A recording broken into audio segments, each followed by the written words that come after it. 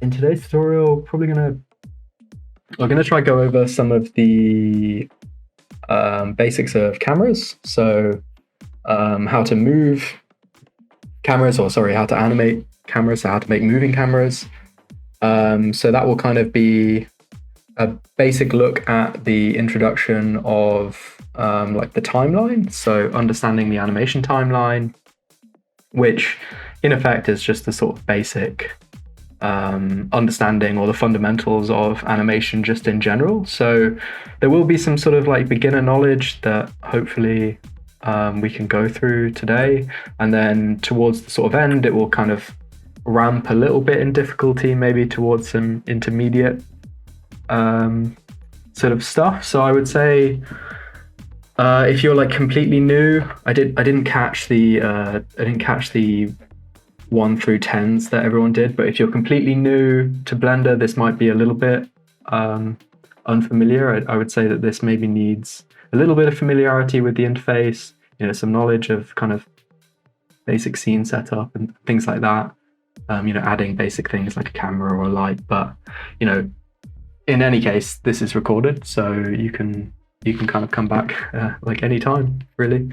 So we're going to go over, depending on how much time we get. I'm sorry we started a little bit late. That's my bad, but we've got about 50 minutes or so we might not get all the way to the end of some of the stuff that I had planned at the very end, but we'll be going through probably the basics of cameras, so how to animate and move cameras, and then the initial foundation of knowledge to animate anything in Blender, really.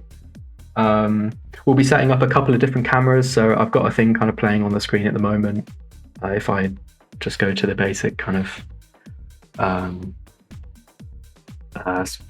wireframe, what's the word I'm looking for, kind of clay render or workspace render, you can probably see the movements a little bit more clearly. So we're going to go through some basics, how to kind of like set up a couple of different cameras in the sort of scene that you see here, different movements, learning how to kind of switch automatically between cameras in a single Blender scene, a couple of different ways maybe of how to kind of control those cameras in kind of in a few different ways for some different techniques. And then if we get to time towards the end, a little look into like a slightly more intermediate section of like how to animate a camera kind of along a path and how to track objects with a camera and things like that. So hopefully that sort of makes sense as like a broad overview. Don't worry if you don't know some of the terms that happened along the way. We'll go through them in this tutorial, but if you have any questions as we go along, I'll try and answer them. If I don't know the answer immediately, just maybe DM me. I'll try to find the answer for you. I'll try and remember to call out all the shortcuts as I go along, but if I miss something, just drop a message and I'll try and go back. Hopefully someone can kind of look after the B stage chat for me, just in case anyone gets lost. And finally, I also live like on a main road, so I'm sorry if you hear the police rolling by in East London. So with all that said, we'll get cracking. So I'm going to pause this for a second, and I'm just going to start a completely new file, so a completely blank file, and I'll just delete everything out of that file anyway. So we're all starting from the same start point. You won't be able to see this, I think, depending on my recording setups or the live stream setups, but I'm just going to import my GLB file of my beast. So you don't need a T-pose to do this in any way.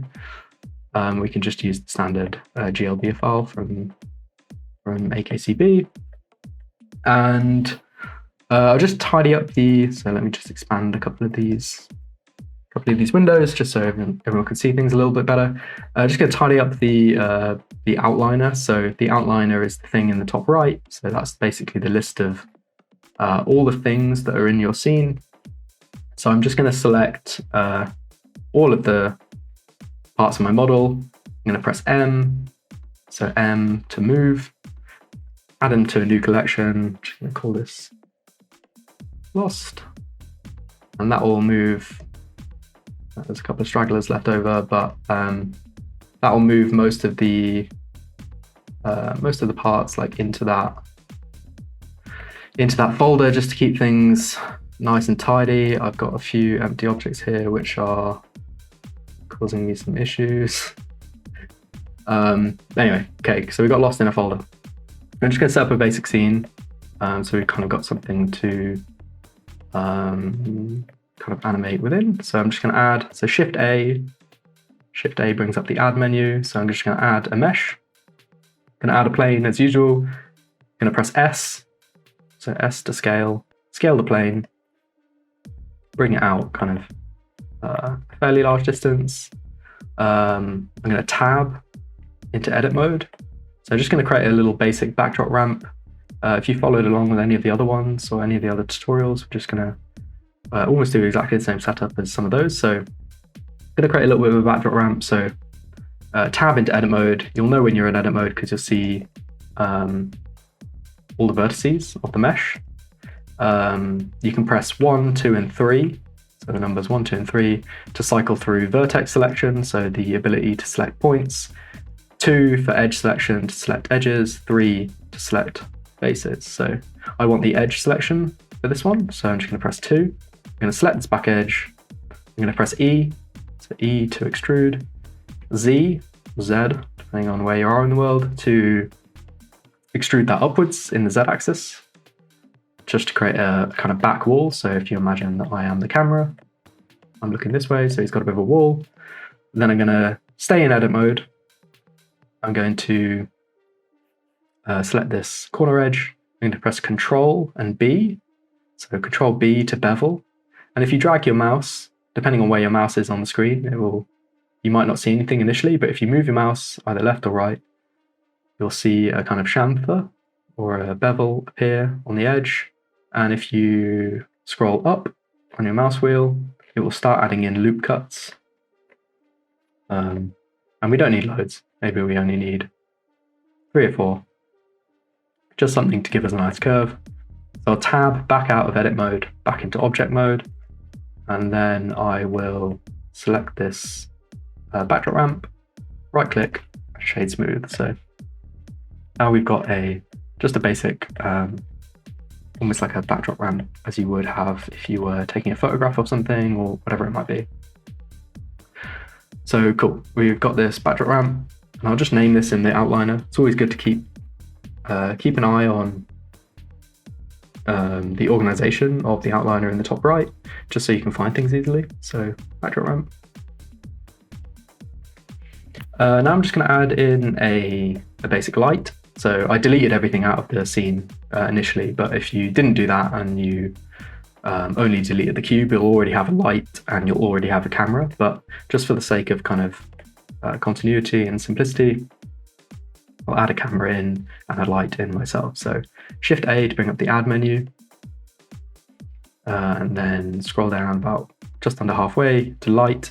And it doesn't really matter what light you add. I'm just going to add in a point light, just because it's probably the simplest to kind of set up.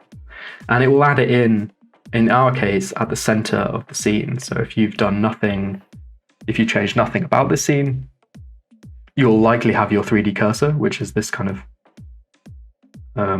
red spherical object with the axes in it, set up in the middle. So it will always add, you will always add an object to wherever the 3D cursor is. So for example, if I move my 3D cursor by pressing Shift and then right click, so you can see this little orb is somewhere over on the left-hand side, it can be over on the right-hand side, wherever you click. If I then add an object, so let's just say Shift A and then add a cube, it will add that object wherever the 3D cursor is in the scene.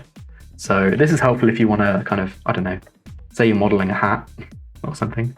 This is a bit of a tangent, I suppose, from the actual tutorial, but say you're modeling a hat or whatever, you can just shift click, onto my guy's head, and that will bring the 3D cursor kind of like super close to the head. And then I could just Shift A and add the cube, and it will add the cube more or less about where you need it for a hat.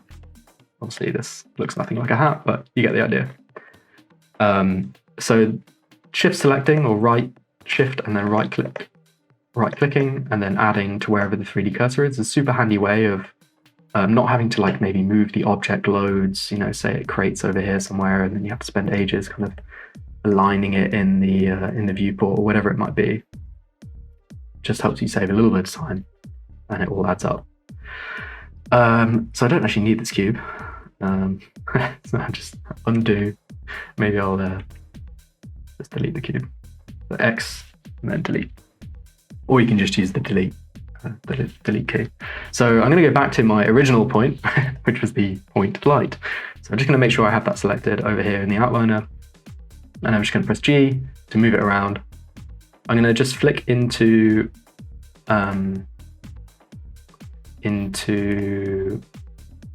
viewport shading, so I can just see a little bit better what's going on with this light. So I've added in this point light. You just drag this option up. So if you want to control your light, you come down here over on the right hand side, all the way down to the little data, the object data properties of this light that I have selected, which is the little light bulb, which is handy. I'm just going to turn the power up to, I don't know, maybe 1000, maybe that's a bit far, 500 or so. I'm just going to position this in a way that kind of illuminates my beast in a fairly easy to understand manner. I'm not going to be specific about rendering in cycles or Eevee in this tutorial. I'll probably leave it in Eevee because it will make my playback faster in terms of the viewport. Sorry if you hear the police in the background. But I'm just going to leave it in Eevee for now, just because the focus of this tutorial is going to be on animated cameras, so we want to make sure we can kind of see smooth movements. But all of this works in cycles, and you could go into cycles for a slightly better shading result, I guess. I'll leave it in Eevee for now. So I've got the light, added it into the position so I can see my character. And now we're at the point where we're just going to add our first camera. Again, if you've not deleted everything out of your scene when you created the new file, you'll already have a camera. But since I deleted everything, I no longer have a camera. So I'm going to Shift A to bring up the add menu. I'm going to go down almost 3 from the bottom towards camera and add a camera to the scene.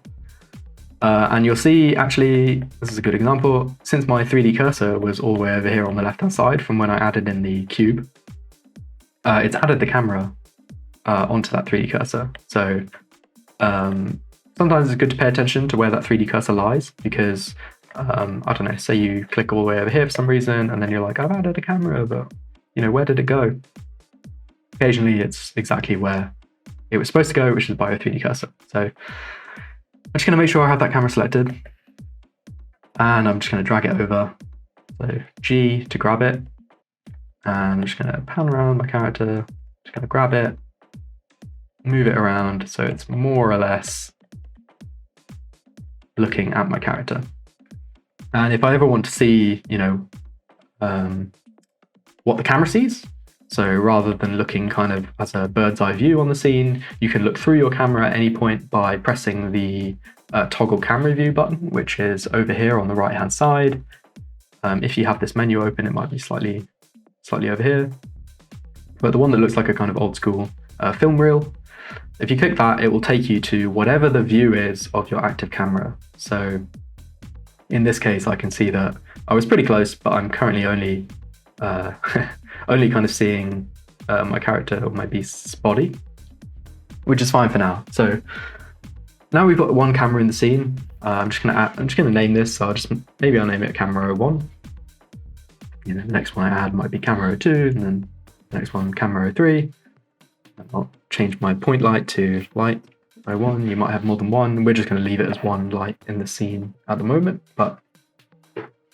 So cameras. So the first thing to know about cameras is the orange bounding box, so the viewable area of the camera, will be the resolution that you set in your scene. So if you come over here to the right hand side, amongst where you've got all the different tabs for various kind of render outputs, and you've got your world, and you've got collections and object data and all that sort of stuff.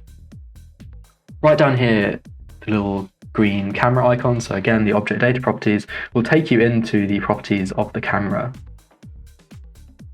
So in the properties of the camera, you can't actually control the sort of ratio of the viewable area of the camera. So that's controlled kind of slightly counterintuitively, but not so much, in the output tab. So the third one down. So in the third one down, got the format of your scene, so the resolution. So the resolution in terms of the length of the x-axis, the camera, so the length of the horizontal, and the length of the vertical, which is the y.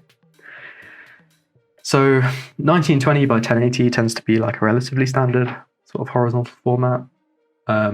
If you're looking at things for Instagram and things like that, you might want more of a square format. So you might want to make these equal. So 1920 by 1920. If you want a vertical format, you might want to reduce the resolution of the X. So you might want to go 1080. And you can see the camera is now kind of framing more of the vertical space around a character. And another thing to pay attention to, especially when you get into animation, and we'll get onto the timeline in a little bit, is the frame rate. So at the bottom of the format section, if this isn't, like you might have this not expanded, sorry. So if you expand the format section, and at the bottom here is the frame rate. So there'll be a bunch of different standards. I won't go into like the specifics of each standard, not that I know particularly the differences, but the common ones you might find are 24, 25, 30, and 60, and then 120, 240 maybe. And this is the frame rate of your animation if you are setting up Blender to do animations. So 24, you can get away with 24 frames per second. Everything I've rendered so far up to this date in Blender with a kid called Beast has always been 24. 24 is quite common in film, not for any kind of like artistic reason, but more for just no one's really changed the standard since it was quite expensive to manufacture film.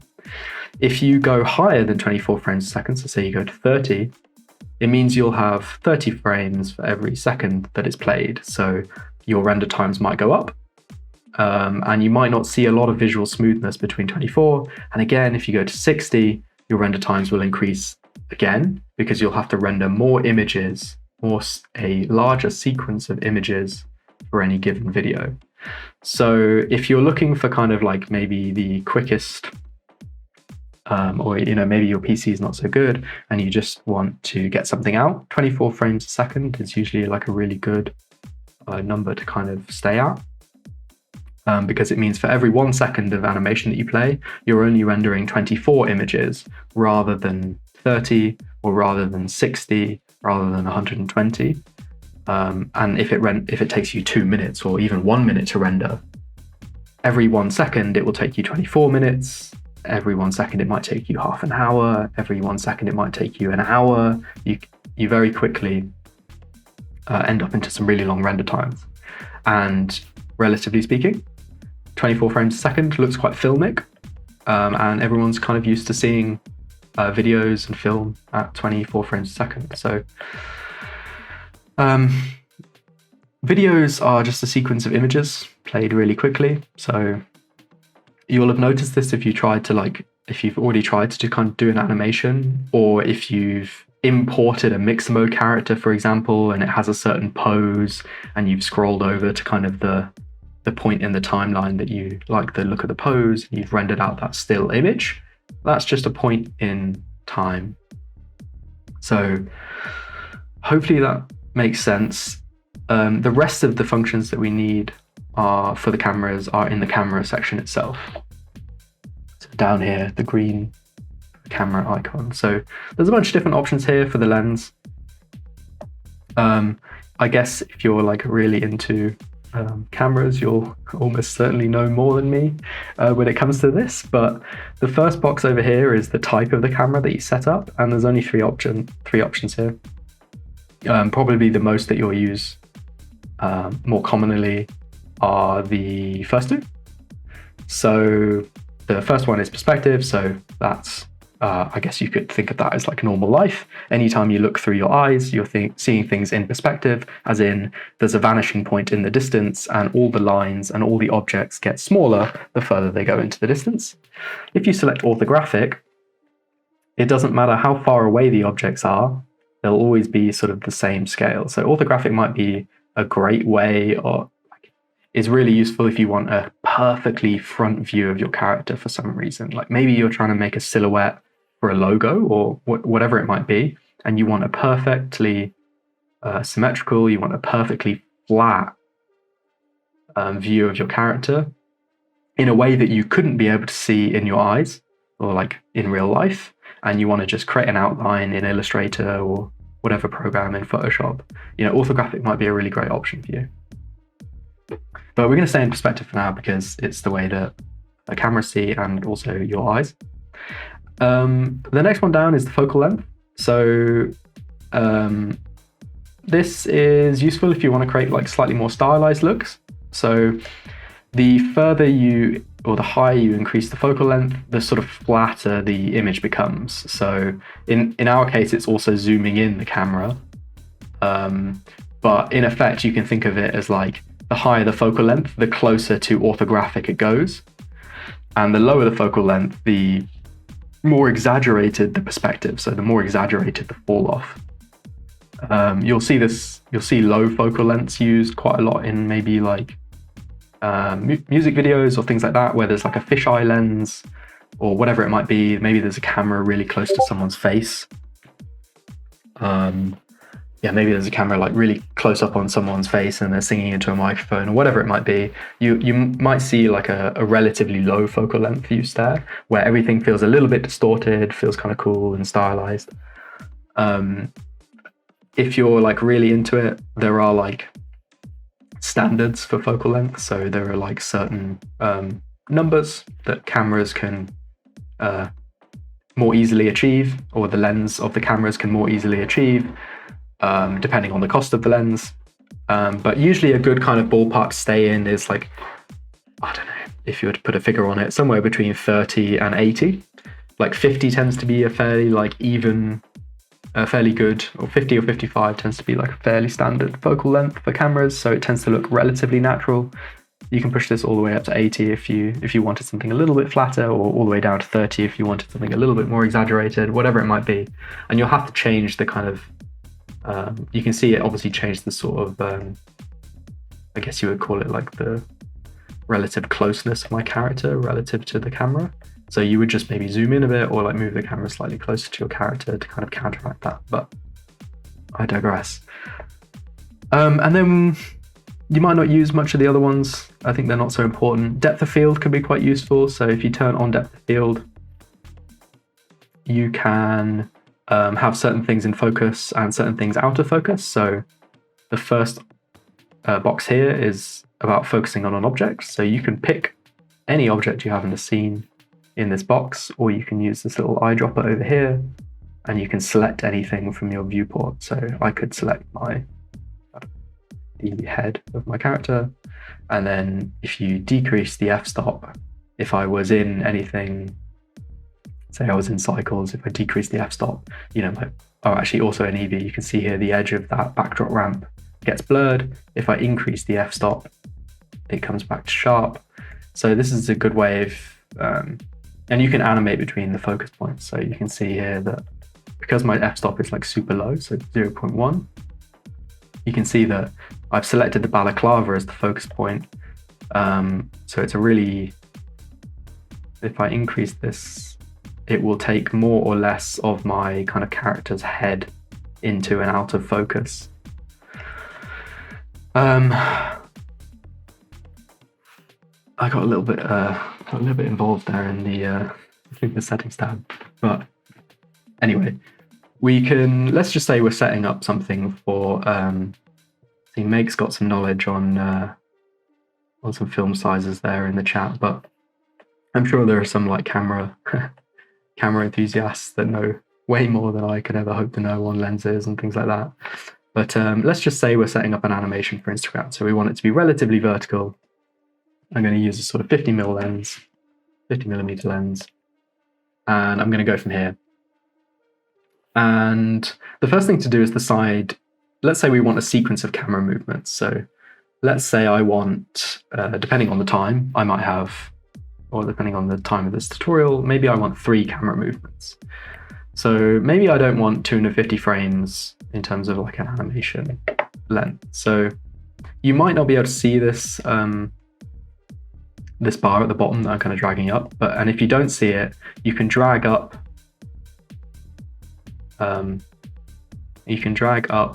another window by coming over to the bottom left, and you'll see a little crosshairs. Hopefully you can just about see there, and you can drag up another window.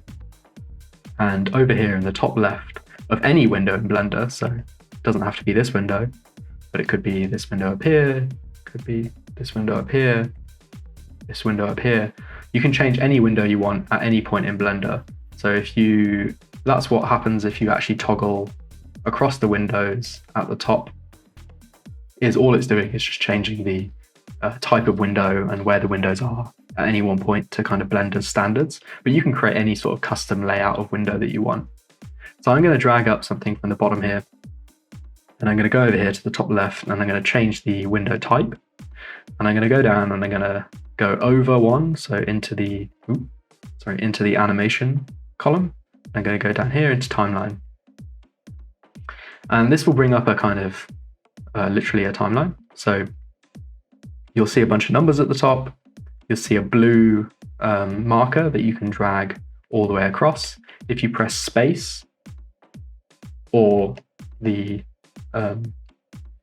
buttons up here, you can play forward, you can play back, you can press pause. Space pauses and plays in the forward direction. You'll see that blue marker move left to right all the way to the end, and then it will cycle back depending on the length of your timeline. And you set the length of your timeline over here on the right hand side, so start being frame 1 and end being frame 250 in this case. And you could take that all the way up to 1,000, however 100, 1,000, however long your animation needs to be.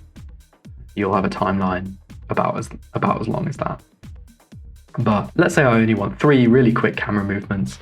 I might only get to do maybe 2 in this tutorial, but let's say I want 3. Maybe I want each of those camera movements to be 2 seconds long, for example. And this is where it's handy to just keep a mind on your frame rate that you've selected. So I've got 24 frames per second in this case. So for every second, there's 24 frames. So if I look at my blue tab here, 24 frames along, so about here, would be 1 second's worth of time. Another 24, so all the way up to 48 would be about another second, and so on and so forth. So maybe I only want 2 or 3 at 2 seconds each. So I want, I don't know, maybe around 120 frames. Someone who's quicker and better at maths than me could probably tell me the exact amount, but let's just say I want 120 frames. So the timeline is built-in numbers, and the numbers you set over here, and the play time. So for every 1 second, in my case, if you've set it to 30 frames a second, then right about here would be 1 second's worth of time, 60 seconds would be 2 seconds worth of time, 90 seconds would be 3 seconds, and so on. So this first camera, let's say I want a kind of mid shot of my character. So now I need to move my camera and set it up for the first frame, so the initial image that the animation starts on. So there are a number of different ways of doing this. You could come over here, over on the right hand side, go to the object properties, so the orange box, and you could manually move the camera using the location, so the location of X, Y, and Z, or Z. And you could move it like that if you really wanted. So, I could move it down. Maybe I frame my character. If at any point you kind of click out of that camera view and you want to get back and you're a little bit lost, you can come over here to the toggle camera view. You can also do number pad 0 if you're fortunate enough to have a number pad, but I currently don't have one, so I always have to click this thing. So I could position my camera using these controls, and that would work. That would work. Probably the quickest way and the most intuitive way for people is to select your camera. So always make sure you have your camera active. You'll know when you have an active camera when it's selected, when there's an orange outline around the camera view. So if I click out, you'll see it's kind of a dotted marching ants line. If you click the camera either in the viewport or you come over here and click the little camera icon, you'll see it goes orange. The quickest way to probably position a camera is to go over into the kind of positioning options for the camera. So right now, this might be how you see things. If you press N, so N for, I don't know, is it Nevada? I think it's Nevada. So N for Nevada. It will bring up this right-hand bar over this bar over on the right-hand side. And you may or may not see some of these things. I have a few add-ons enabled. If you enable some add-ons, like some different things further along the line, you'll see them get added in, probably into this menu. So right now I have like Blender Kit or Mixamo, Rococo, a few other things that are useful for like rigging and animation of characters and things like that. You may only see the first kind of 3 or maybe the first 4 if you've installed Blender Kit, whatever it might be. But you'll definitely see Item, Tool, and View. And the one we want is View. So the View is the third one down. And it will bring up this menu. It might be collapsed for you. So if you expand the view and expand however many you want, right now we only need the view. If you go down right the way to the bottom, and I'll just expand this so you can see the whole name, but this second one down is camera to view. So if you tick that, you'll notice that the camera has this sort of like red dotted line all the way around. So if you click that, what this will do is enable you to move your viewport, so move your view that you see, and for that movement to affect the position of the camera. So now I can just move around my 3D scene and you'll see that my camera, so the orange box here, moves with me. So this is super useful because it means you can kind of position your character using shift and middle mouse click or rotate with middle mouse button, whatever it might be. You can position your scene and your character in the camera more deliberately. So, and you can zoom in and it will also work. So you can go really far out or really far in. But let's just say, for example, I want a nice kind of mid-framing of my character, somewhat centrally. Let's just assume that I'm on Instagram and making a reel, whatever it might be. And say I'm happy with this composition. So I'm happy with the framing of my beast inside this camera. I can then just untick camera to view. And now if I move around my scene, my camera won't move. The camera will always stay in that position. And I can go back to the camera view at any point by pressing toggle to camera view. So great. Now we have this kind of, as Rez says, if you always forget to uncheck the box though, you can end up in some trouble. So just make sure you untick it. Especially once you start playing through the timeline, it becomes even more problematic. So it's easier to position your cameras, but it can cause you a little bit of problems if you don't remember to untick it. So always remember. So untick it.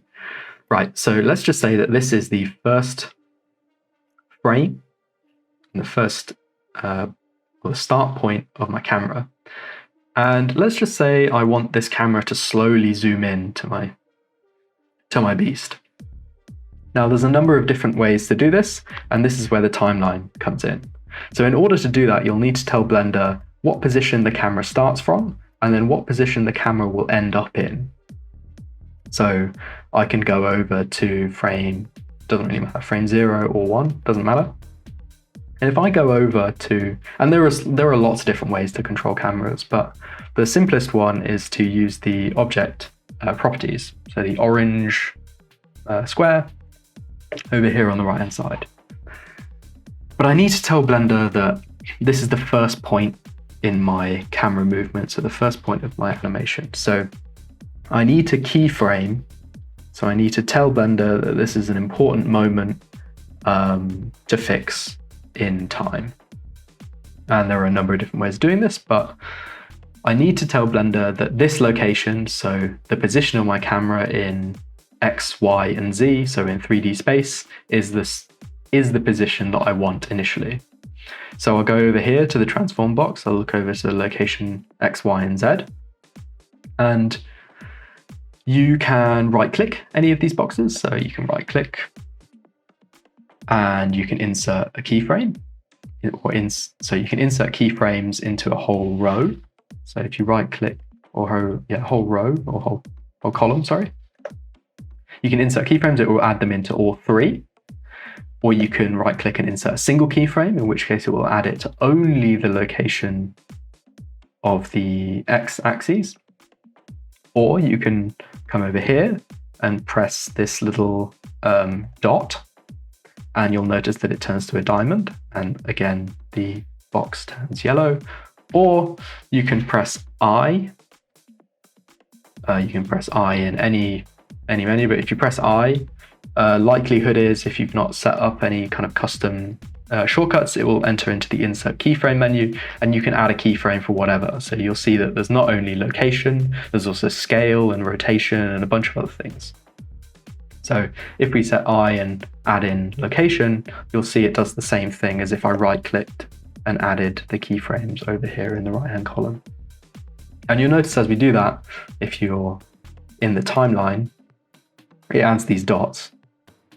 And at the bottom here, if you expand, this might not be expanded for you, but because we got the camera selected, so if we got the camera selected, you'll be able to see the action of the camera, you'll be able to see the transforms and the animations that you lay on top of that object. And if I click on any other object, so if I click on his glasses, for example, you will notice that there are no things to expand. There are also no dots along this timeline, so there's no animation kind of present for this object. But if I click back to my camera, expand it, you'll notice that the dots come back.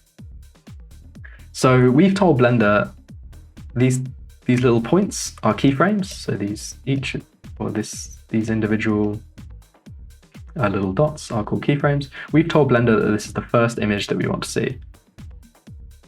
And let's say that we want our first movement to be 2 seconds long. So in my case, that would be 48 frames. So I'll come over, I'll drag this little blue thing all the way up to 48.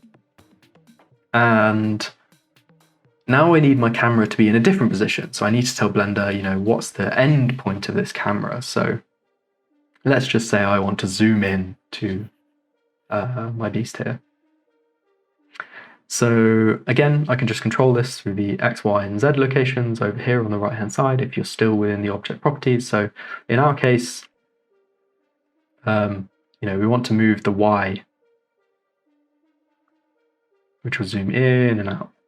So let's just say I want to move the Y a little bit closer. Maybe I want to move the X a little bit over, so you can still kind of centrally frame my character.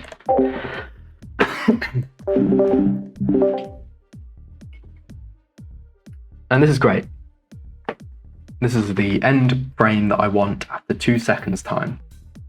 But if I don't tell Blender that this is what it needs to be, then it won't save the information. So if I then do anything else, like rotate my scene, I move back in the timeline, and I go back through my camera view, you'll notice that nothing happens, nothing changes to the camera. But that's because we didn't tell Blender, we didn't confirm to Blender exactly what the end point of that initial movement should be. So I'll go back over to the 48 frames, I'll control the Y a little bit, I'll shuffle the X over, and now you'll see that these two boxes, rather than green, they've gone orange. And that's because the position, or the number, in these boxes has changed. So I need to tell Blender that I need to confirm to Blender that this is the change I want to make. So I can press I can right click over here and insert keyframes, or I could tick the little dots over on the right hand side if you wanted. And you'll see that's added in a second set of keyframes at frame 48. And now if I play my scene, you'll see that Blender knows that it has to move from position 1 all the way to position 2. So this is the first kind of method of controlling a camera, which is probably the most basic. And it doesn't have to just be the X, Y, and Z locations. Let's just say I want the camera to slightly rotate as well. I could also do that. So I could come back over to frame 1. I can keyframe by pressing I or right-clicking and inserting keyframes. The rotation, so the X, Y, and Z rotation, you don't have to add them all if you're only rotating in one axis, but for the sake of kind of simplicity of this tutorial, we'll just do it pressing I to insert the keyframe and do them all at the same time. We'll go over to frame 48, and let's just say we want to slightly rotate the Y. So we're going to rotate it 10, 15 degrees or something like that. You'll see the box has gone kind of orangey rather than green. So Blender's telling me that the position has changed from the initial keyframe, and I just need to add and tell Blender that there's a new keyframe here. So I'll right-click, insert keyframes. So now if I play through the timeline using space, it's not only zooming, it's also rotating, and it's looking pretty good. Let's say we want to add in a second movement. We might not get on to the third movement because of time, but let's say we want another camera in our scene that does a different thing. Well, what can we do? The first step is to add the second camera. Now you could also animate the position of the camera to kind of jump and change it that way, so you don't actually need a second camera. There are like multiple ways of kind of moving cameras around in Blender, but sometimes it's helpful to just break up sequences, so break up movements. You'll see also here if I play the timeline that the camera is moving in and rotating at the same time. Let's say I want to add a second camera, so let me just shift right click to bring my 3D cursor over here so the camera isn't over here somewhere when I add it in. Shift A to bring up the add menu, camera, and I've got my camera here. So I'm going to move it around. It's going to be a different kind of view. Maybe it's going to be further away, whatever it might be. I'm just going to name that camera. So I'm going to name that camera 02. And if I click over here, so the green camera icon in the outliner, that will make that camera the active camera. You can also click into the viewport to select active cameras, whatever you want. Sometimes I just find it easier to use the green cameras up here. So I'm going to select this camera. I'm going to go to the camera view, so number pad 0 or this little reel over here, and I'm just going to look at what that looks like through here. And it's not quite exactly maybe what I want for my second camera movement. So I'm just going to come back over here to the menu that lives under N for Nevada, into view, and camera view, the second drop down here, just ticking camera to view. Then I'm just going to rotate it to something that I actually want my camera to kind of be positioned like. So let's say, I don't know, maybe I want to lower to the floor, slightly more dramatic shot. Maybe I want this camera to slightly rotate around my beast. And maybe I want it to be slightly more zoomed out. So let's just say somewhere around here. I'll untick camera to view so that locks the camera position. And now if I move out, you'll see that second camera is in a slightly different position to the first camera. And if I play my timeline, there'll be no animation on this camera because we've not told Blender, where to go to and from. So with this second camera, we're going to look at a slightly different way of controlling the movement of this camera. And we're going to go over here, so make sure the camera is selected and it's the active camera, either through selecting it in the viewport or selecting it up here with the green camera icon. And we're going to go one up from the green data camera objects to this kind of, I don't know what you would call it. It looks like a kind of some cogs and a belt or something, but it's the constraints tab. And it will be blank, but up at the top here, if you click that drop down menu, you'll see a bunch of different options for controlling cameras. And some of these are extremely useful. So you might want your camera to track, so your camera to always look at an object no matter where you move it. That would be the track to constraint. Or you might want your camera to move along a path. So you set up a curve or like a a line in your scene that you want your camera to move along, and that would be the follow path constraint. So there are a number of different options here that you can look at, and you can definitely find some amazing tutorials that that can really help. But the first one we're going to look at is the track 2 constraint. So if you click track 2, it will bring up this constraint. And you can think of these like modifiers, but for cameras. So if you've ever made a mesh, let me just click my backdrop ramp, for example, and I go up to here to the little spanner underneath the object properties is the modifiers panel, and then you can add a bunch of modifiers. So you can add a subdivision modifier or a solidify modifier, whatever it might be.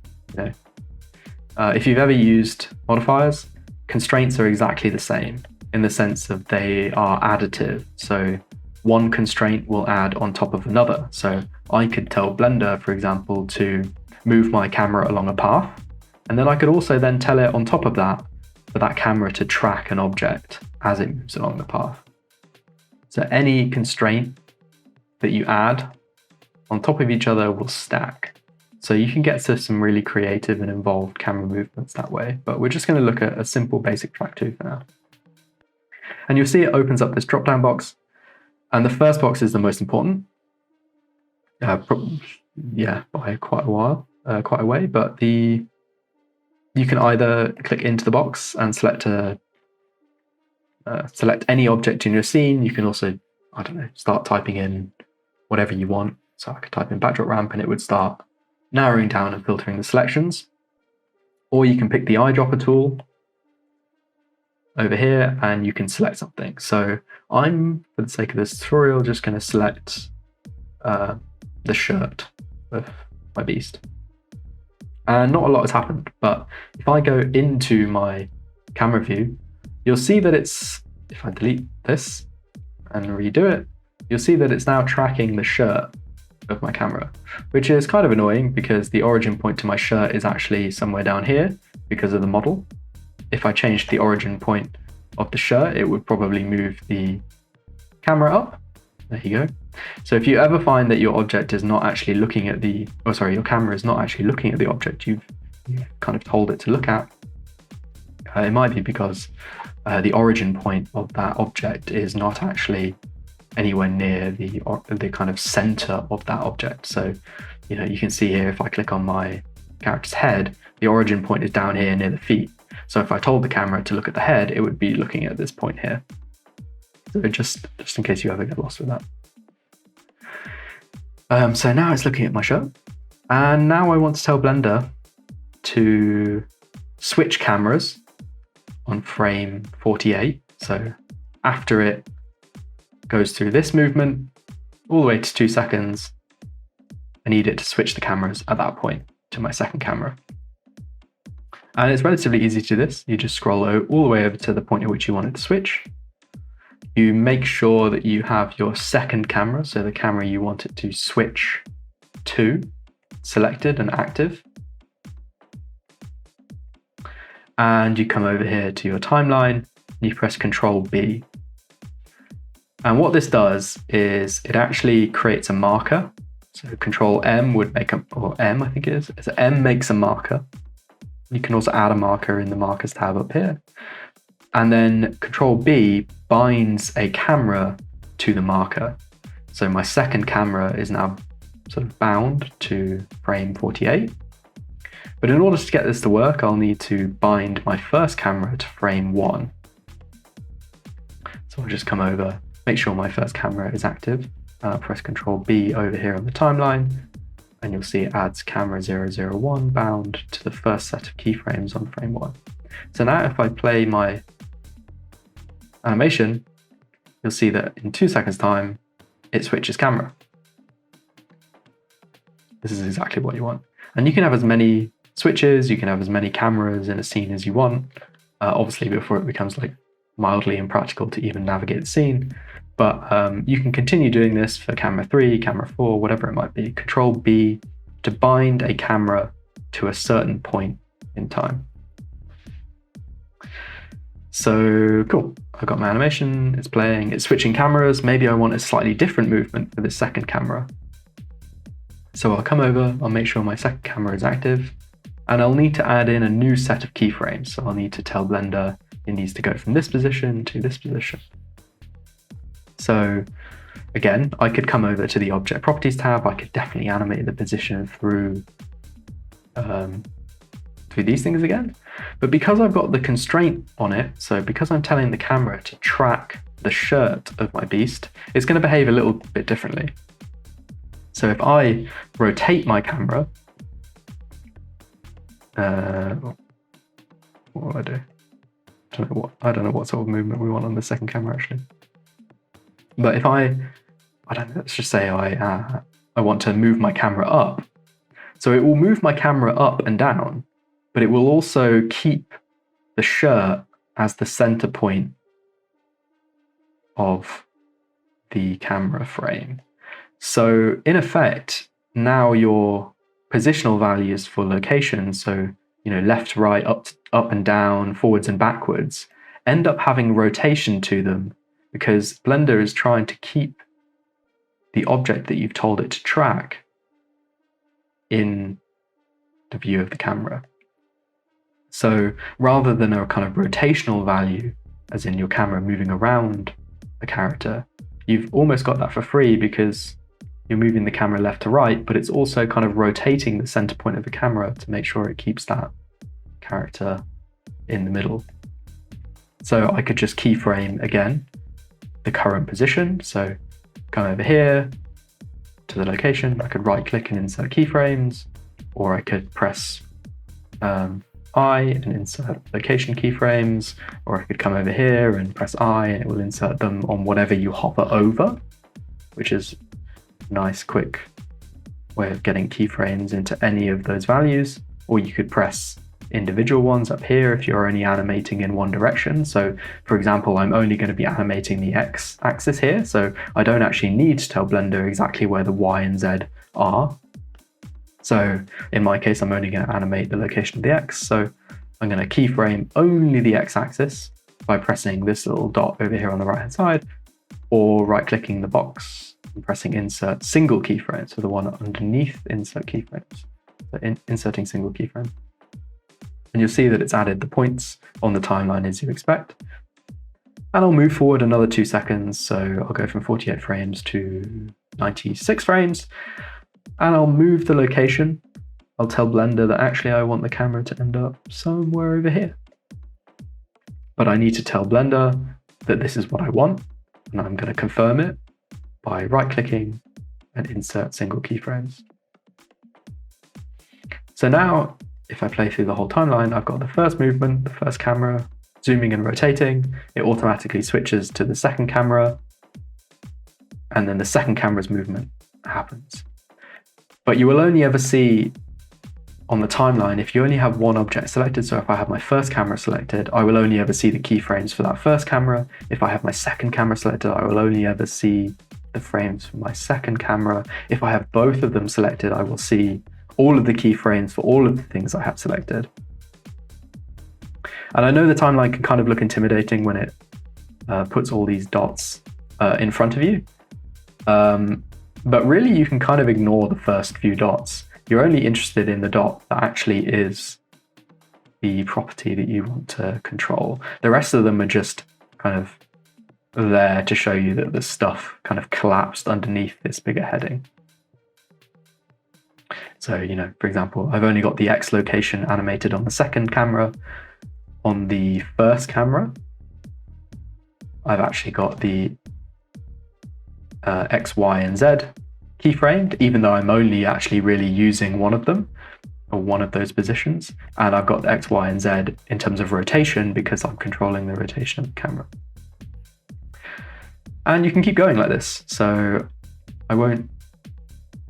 we have kind of arrived at the hour point, although we did start a little bit later. So let me know if you guys want to stop, or if you want me to add in a kind of a third camera movement that maybe uses a slightly more intermediate step.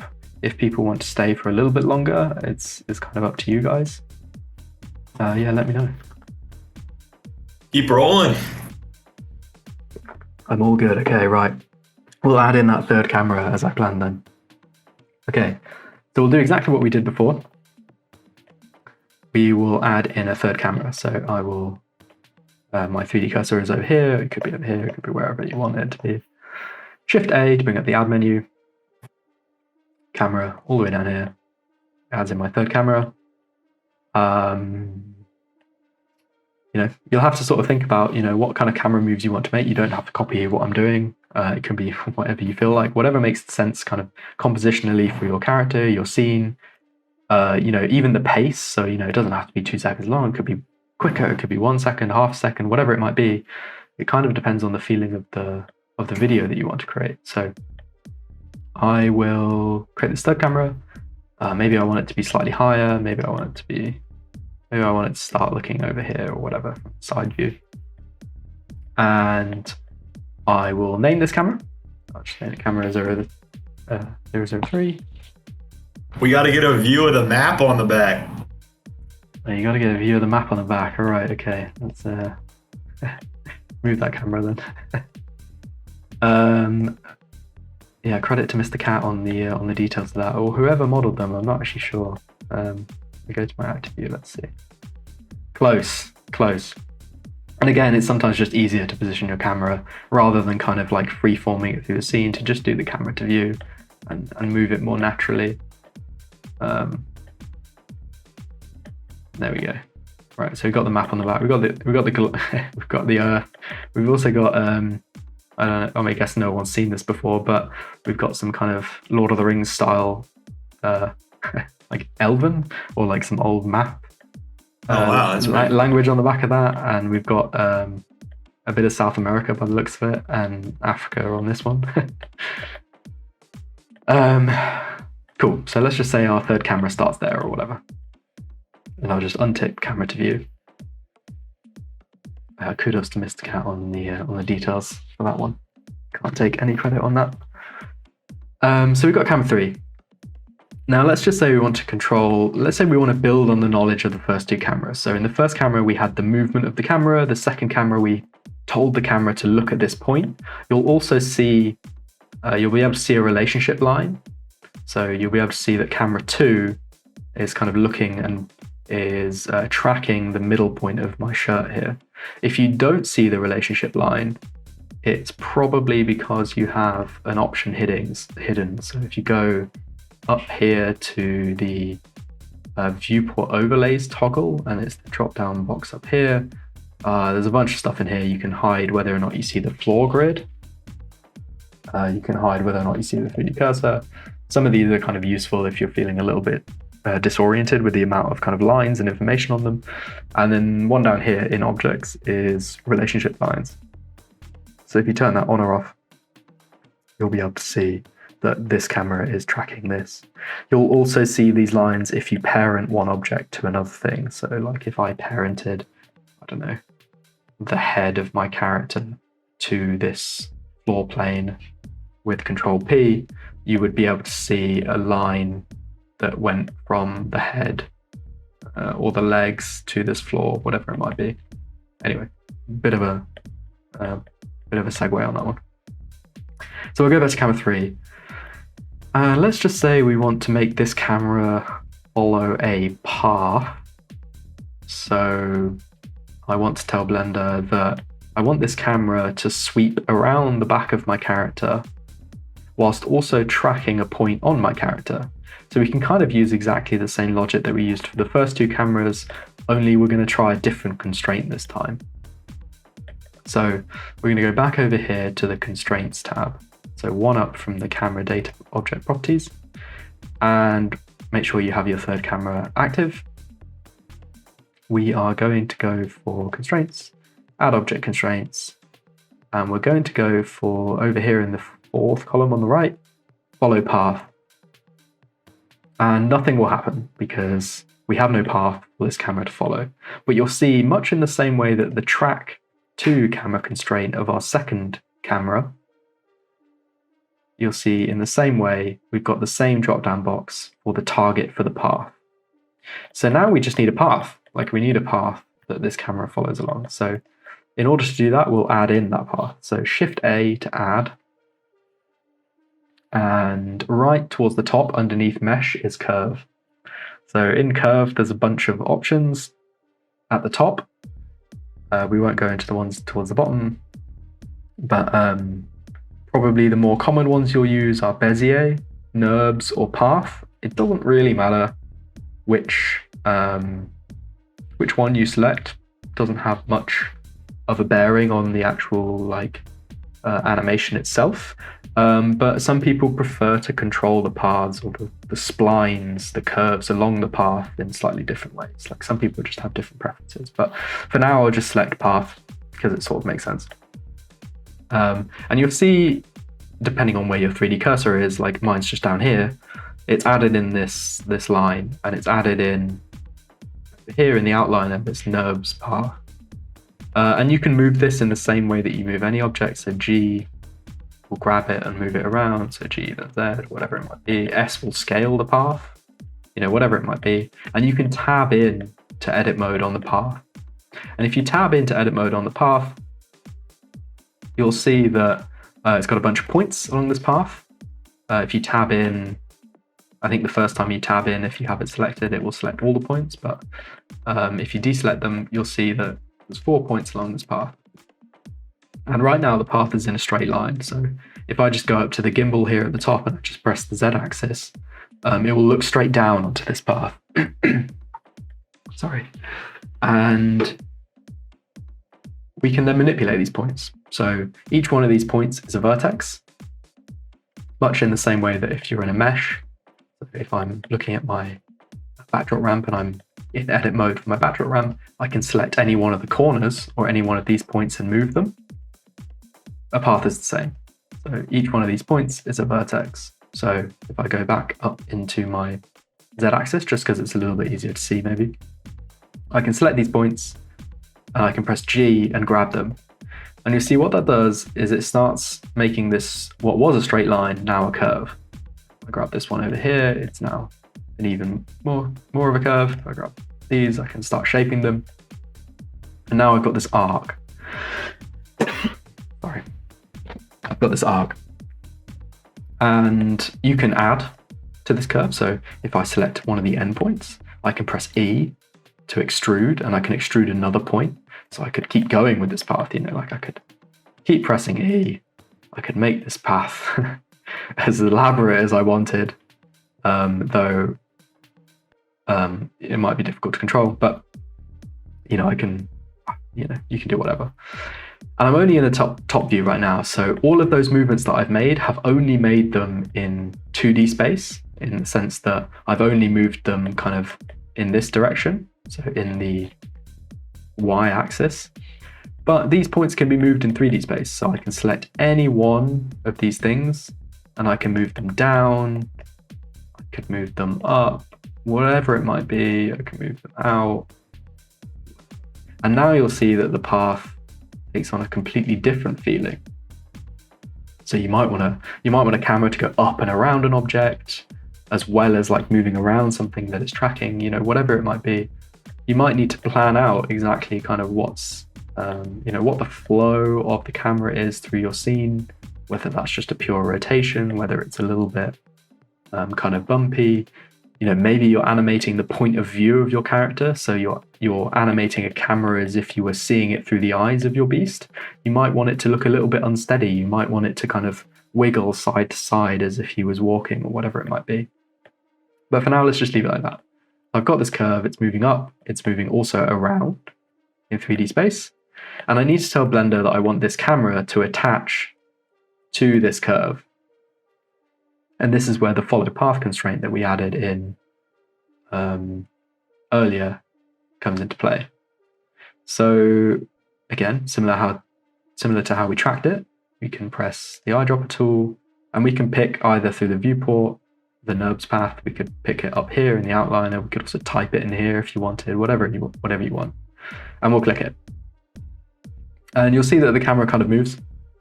And it's sort of looked like it's moved, and the relationship line is also pointing to the start of the path, but it's not at the start of the path.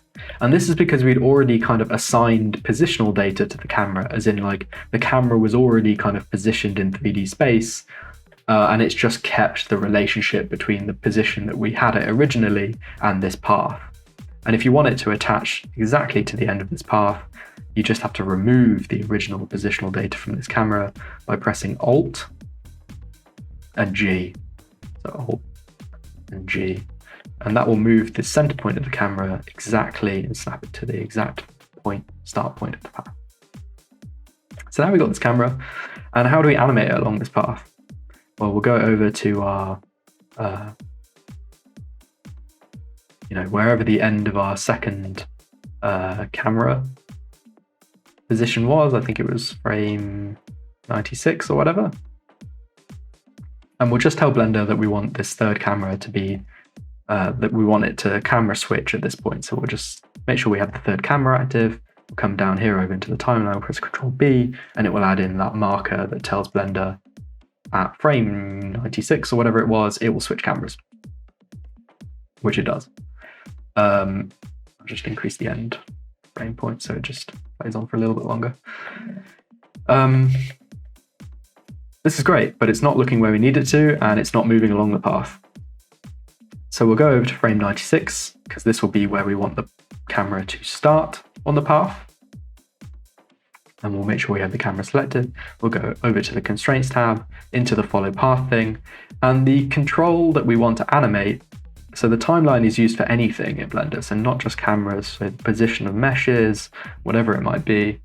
If you've ever imported an animation into Mixamo, you'll see loads of keyframes and crazy stuff going on in the timeline. It's because at each one of the control points for the bone of your character, if you're using a T-pose, it's animating, up, down, left, right, X, Y, and Z, the rotational values of the wrist, the legs, the hands, the fingers, whatever it might be. So you'll see loads and loads of keyframes if you ever import an animation into Blender from Mixamo, for example.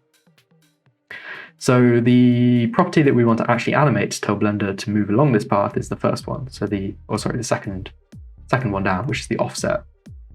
So 0 being the very start of the path. And in this case, our path is kind of going backwards, but it doesn't really matter.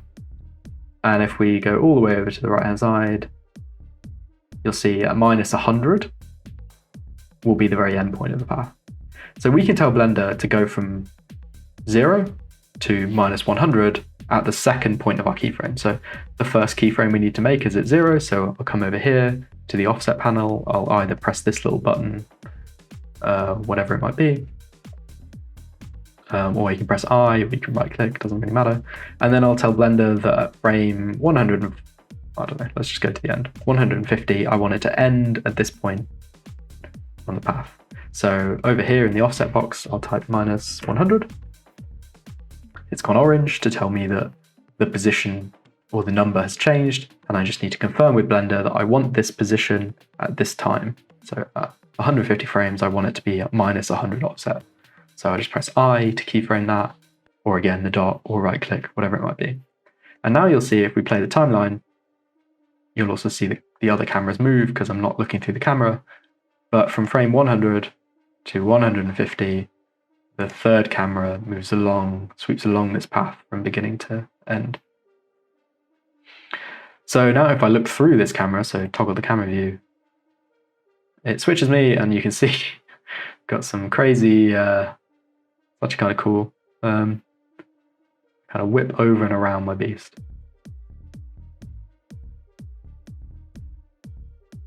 And we can combine exactly what we did for the second camera on top of this. So this is what I mean about adding constraints on top of constraints in the same way that you add one modifier onto another. You might add a solidify modifier onto a subdivision modifier. You can add the follow path modifier, and then you can tell Blender that you want to track an object, track 2. So tell the camera that at any point along this path, you can track whatever you want in your scene. So in my case, I might want to track my beast. That's definitely an option. You can track your glasses or your head or whatever it might be. But sometimes you get a little bit more flexibility by tracking something that isn't your beast. So if we shift A to add an object, And about halfway down, it will say empty. And there are a bunch of empties, and it doesn't really matter which one you pick, but an empty is essentially what it says on the tin. I'm just going to add in the arrows for now because it's like relatively straightforward. It tells you which way is X, which way is Z, and which way is Y. And an empty object is exactly what it says on the tin. It is literally something that exists in the scene, but will never show up in a render, has no real property, is not a mesh. It exists purely as a function to tie other things to it. So you can pair anything to an empty, you can tell a camera to track an empty, you can, I could, for example, I could take my beast head, I could click it, I could shift click my empty, I could press Control P to parent it, and now whatever I did to the empty would happen to my beast head. So if I rotated my empty, the beast head would also move. That's not a particularly useful example, but it's an example nonetheless. So an empty object is it's a thing that won't appear in any of your renders, but is really useful to tie other things to it. So in our instance, we can tell Blender, I'll move this empty all the way over here to my character. Maybe I'll position it just around where his head is. And then we can tell Blender to track this empty. So we don't have to track the position of my character. I can track the position of the empty. So imagine your character was a T-pose and you had this guy, had your beast walking. You might not want the camera to track the head of your beast as it moved or walked away from the camera. You might want it to track somewhere else and for your beast to kind of depart the scene or depart the camera view, whatever it might be. So empty is a really useful, flexible way of adding in another layer of detail onto your kind of movements for cameras. So I'll go back to my third camera. I'll tell it to track to this empty over here in the outliner, and you'll see the camera jumps from looking somewhere down here to looking over here to the empty, and you'll see the relationship line, that blue line, run from the center of the camera to the empty, and you'll see if I move the empty through G, it will move the camera wherever I want. So now if I go back to my timeline and I play through the view of my camera, you'll see that when it switches to the third camera, it will track my character whilst also moving along the path. So, and this is now no longer tied to the position of the character. So for example, say I just don't like the composition, so I don't like the way that my beast is set up in this frame, I can just move the empty rather than move the camera, and that will control the look point of this camera. So maybe I say that I want it to frame somewhere here rather than where it was. I could also then animate this empty. So I could take this empty and I could tell Blender that at frame 96 I want it in this position. So again, how we animated the very first camera, go over to the object properties, keyframe in the locations through I, right-clicking or pressing the dots, scroll over to 150, and I want my empty to be, for some reason, looking down at his feet. I'm not really sure why. And then I'll tell Blender to press I to keyframe that position, that second position. Now that empty will move at the same time as my camera is moving along a path, at the same time as I'm tracking the object. So it's a way of, the empty becomes a really nice way of just layering in another level of control if you need it.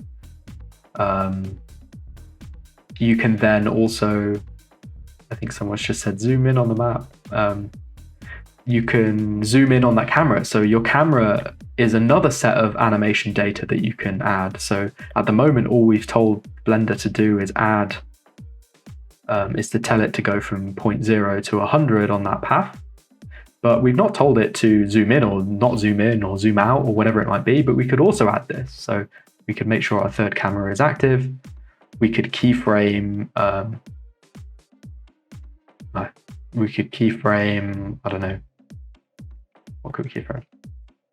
The x-axis, which will zoom in, and tell Blender, okay, I want keyframes here And for some reason, I'm going to zoom in very intensely on his feet. I'm not saying you should do this. This is not particularly great compositional advice, and then I keyframe that. Now I've got 4 levels of control on this very final camera. So make it easier to replay that. So now I'm telling the camera to move along the path, track an empty that's also moving, whilst also zooming in the camera. So you can see you can get, with very few objects in the scene, we've only got 3 objects and a couple of constraints, you can make the cameras do whatever you want, whatever you dream up of. So that last section was a little bit more intermediate, but the first 2 sections were hopefully quite clear. The first one being just a very basic zoom and a rotation animation. The second one being tracking your character or your object whilst moving left to right, which gives it a little bit of a rotational kind of appearance. There are other ways of getting rotations in cameras, but the track 2 constraint is really useful. And then the third one is kind of a build on the first 2, where you can then add even more complex movements to your character or to animate your scene in any way that makes sense. So that's the end. So hopefully that's been useful. Hopefully it wasn't too confusing until the end. If anyone has any questions, just shoot them in the chat. Alternatively, if you need to get back to work or whatever, I'm not quite sure what time zones people are in, you can always shoot me a DM and I'll try and answer your questions there.